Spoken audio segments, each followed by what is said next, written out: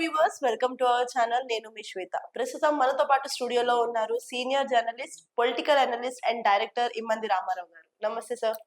నమస్తే అమ్మా. Sir, recent గా చూసుకున్నట్లయితే మనకి రిలీజ్ ఎక్కువ అవుతున్నాయి. ఓ, సో ఈ రిలీజ్ వల్ల చిన్న సినిమాలు ఏమైనా ప్రభావం చూపిస్తుందంటారా? వాటికి ఏమైనా నెగిటివ్ ఎఫెక్ట్ ఏమైనా ఉంటుందంటారా? సినిమా అంటే వినోదం కోసం చేసేటువంటి వర్తమాన కాలం తాలూకు పరిస్థితుల్ని అలా సినిమా చూస్తుంటే అయ్యో మన ఇంట్లో కథ కదా అది నేనే అనుకోవాలి. అది సినిమా.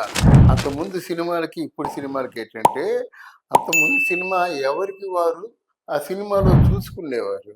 ఆ క్యారెక్టర్ వచ్చిన అలాగే ఉంది. అవును. ఇప్పుడు అలా కాదు. నువ్వు అమాంతంగా కొండ మీద దూకేస్తావు, చెక్కు చెదరదు, జుట్టు నలగదు, తర్వాత 100 మందిని కొడతావు, అసలు నీకు దెబ్బ తగలదు, వాళ్ళందరూ పడిపోతారు. అవును. ఇటువంటి ఏదో ఒక విజువల్ వండర్స్ చూపించాలి. గనక ఏమైందంటే వీళ్ళేం వాళ్ళ రెమ్యూనరేషన్లు పెంచుకోవడం కోసం ఈ ప్రొడ్యూసర్లు ఆలోచించడం లేదు. కానీ పాన్ ఇండియా సినిమా అంటే పాన్ ఇండియా సినిమా తీయడం పెద్ద ప్రాబ్లం కాదు, నటించడం పెద్ద ప్రాబ్లం కాదు.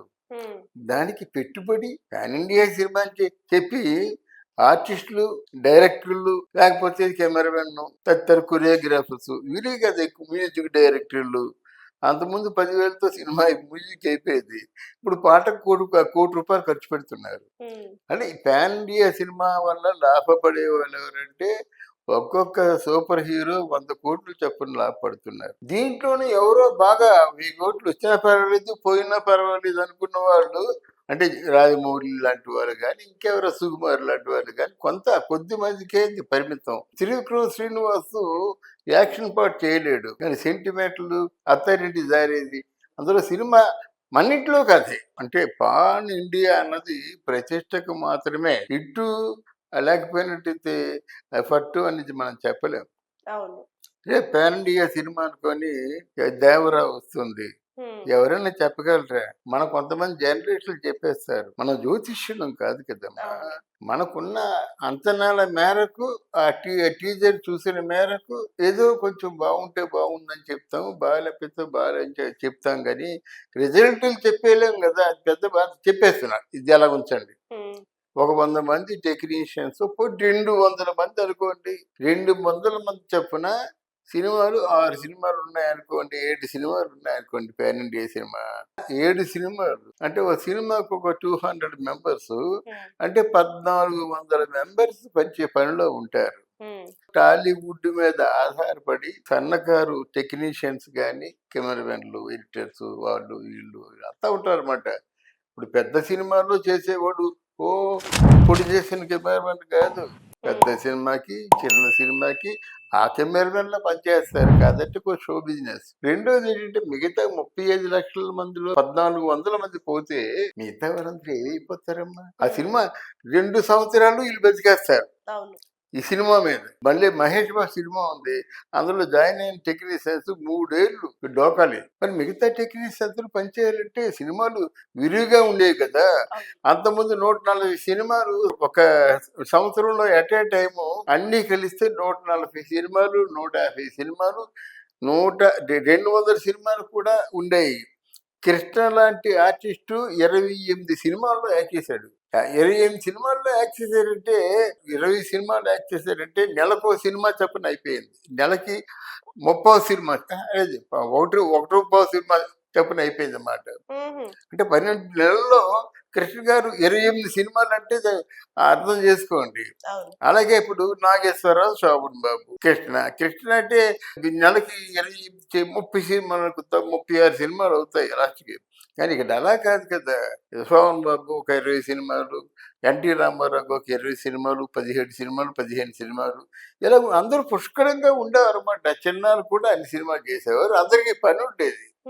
కానీ ఎంతమంది ఆకలితో ఎదురు చూస్తున్నారు. ఇది ఒక పక్క పెడదాం. చిన్న సినిమా బతికితేనే ఇండస్ట్రీ బతుకుతుంది. ఈ పాన్ ఇండియా సినిమా చొప్పున 1000 కోట్లు పెట్టుబడి పెట్టినట్టయితే ఇండస్ట్రీ బతకదు.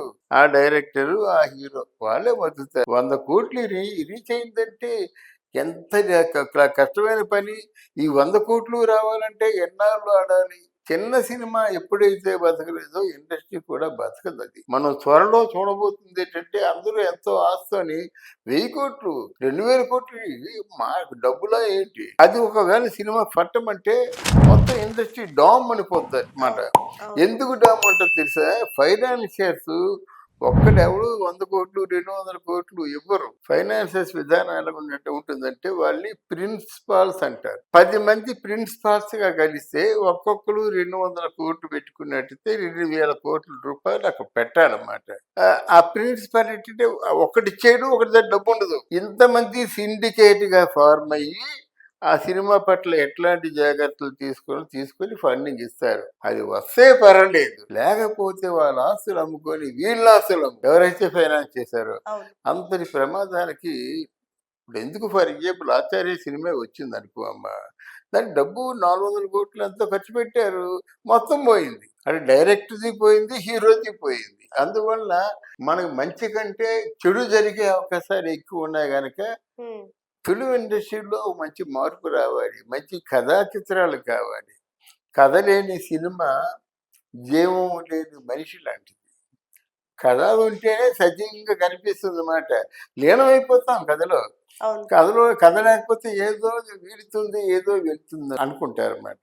కానీ మరి ఇప్పుడు ఈ రిలీజ్ ఏమైతే అవుతున్నాయో పాత సినిమాలు మళ్ళీ రిలీజ్ చేయడం జరుగుతుంది కదా, దాని వల్ల చిన్న సినిమాలకి ఎలాంటి ప్రభావం చూపిస్తుంది? అన్ని చిన్న సినిమాలు అయితే పర్వాలేదమ్మా. ఇప్పుడు రేపు దేవర సినిమా రిలీజ్ అవుతుంది, ఏదో చిన్న సినిమా ఉంది. దేవర తర్వాత పక్క రోజు ముందు రోజు రిలీజ్ అయింది. దీన్ని ఎవరు చూస్తారమ్మా, టికెట్ పెరగదు కదా. ఒకవేళ దేవర సినిమాకి టికెట్ పెరిగినా ఒక 100 ఎంతో పెరుగుతుంది. అని నీవు దేన్ని ప్రిఫర్ చేస్తావంటే, ఒకవేళ 100 రూపాయలు 350 500 రూపాయలు టికెట్ హాల్లో బ్లాక్లో కాకుండా దీన్నే ప్రిఫర్ చేస్తావు. అవును. ఇది ఇట్లాంటి పెద్ద సినిమాలు కొన్ని ఉంటే వాటిని చూసిన తర్వాతే ఏ సినిమా లేదంటే చిన్న సినిమా చూస్తావు. అప్పటికి చిన్న సినిమా బతికి ఉంటే చూడగలుగుతారు, చూడగలుగుతాం. చూడరు కదా. అందువల్ల చిన్న సినిమాని బతికించి కథాబలం ఉన్న చిత్రాలు మలయాళం ఏంటండి, మలయాళంలో మొదట్లో మేము ఉంటుండగా వారం రోజులు సినిమా అయిపోయింది, 5 రోజులు కూడా సినిమా అయిపోయింది. అలా సినిమా అంటే అర్జీ అంటే ఆ తృష్ణ ఉన్నవాడు. ఓన్లీ శ్రీదేవి దగ్గర ఉండేవాడిని కదా నేను. మొదట్లో మలయాళంలో శ్రీదేవి నటించేది. కానీ అంటుండేది నేను, ఈ సినిమా ఉన్నాయి డేట్స్ ఉన్నాయంటే, అమ్మో ఎన్ని రోజులు అంటే, ఎన్ని రోజులు ఏంటంటే 5 రోజులు అయిపోతుంది సినిమా అనేది అనమాట. అంత కసిగా సినిమా చేశారు కాబట్టి ఈరోజు ఇండియన్ సినిమాల్లో మొట్టమొదటి సినిమాగా మలయాళం సినిమా అవార్డులు రివార్డులు ప్రతి సంవత్సరం అవార్డులు కొట్టాడమే. అవును. మరి అది తీసింది 5 రోజులు, ఇప్పుడంతా మహాకష్టంతో 15 రోజుల్లో చేస్తున్నారేమో. అదే ఖర్చు తక్కువ, దానికి వచ్చే రాబడి ఎక్కువ. అలాగే మనం ఎందుకు ఆలోచించకూడదు? ఎప్పుడు గ్లామర్ కోసం ఎందుకు చూస్తారు? సజీవంగా మంచి కథలు అన్నీ బాగా ఆదరించారు కదా. చిన్న చిన్న సినిమాల్లో కథలన్నీ ఆదరించారు. అదే సీక్రెట్ ఆఫ్ దాసరి నారాయణరావు గారు, అదే సీక్రెట్ ఆఫ్ కోడి రామకృష్ణ. అలాగే అది లేకపోతే ఇండస్ట్రీ కొంచెం ప్రాబ్లమ్స్లో పడుతుంది. తలకు మించిన అప్పు చేసాం అనుకో అమ్మా, అది కరెక్టే కాదు కదా విధానం. అవును. మనం ఎంతవరకు వేయగలం మిగతా విషయాలు మీరు ఆలోచించుకోండి. అది కాకుండా ఏదో ప్యాన్ ఇండియా చేస్తారు సినిమా డేట్స్ ఇచ్చారని ఆ సినిమా ఏమిటో తెలియదు, ఎంత ఎంత బడ్జెట్ అవుతుందో తెలియదు. నెక్స్ట్ డే మార్నింగ్ ఏమో ఏదో మంచి ఊటీ కొడైకెనాల్లో ఎక్కడికో వెళ్ళిపోయి షూటింగ్ పెట్టేసుకుంటే ఆ షూటింగ్లోనూ ఒక రోజు ముందు ఈయన పాట రాస్తాడు, ఆ పాట ఏమో రికార్డ్ అయిపోద్ది, ఆ రికార్డ్ షూట్ చేస్తారు అక్కడ, కథ ఏమిటో తెలియదు. అవును. అందువల్ల ఇట్లాంటి ఒక అమాయకత్వాలలో దేవాలలో తెలియదు. ప్రాపర్ ప్లానింగ్ లేకుండా మైకంలో ఉండి సినిమా నిర్మాణం జరుగుతుంది. మైకంలో ఉంది సినిమా. ఒకప్పుడు తెలుగు సినిమాలు నటులు అంటే ఎంత గొప్పగా చెప్పుకునేవారు. కన్నమ్మ కానీ, సావిత్రమ్మ కానీ, భానుమతి కానీ, జీవుని కానీ, కృష్ణకుమారి గారు కానీ, వీళ్ళందరూ తెలుగు స్టార్స్ అంటే ఎంతో పేరు. రమాప్రభ వీళ్ళందరూ ఎంతో పేరు అన్నమాట. మళ్ళీ ఆ తెలుగు సినిమాకి పునర్వైభవం తెస్తారని కోరుకుంటున్నాం.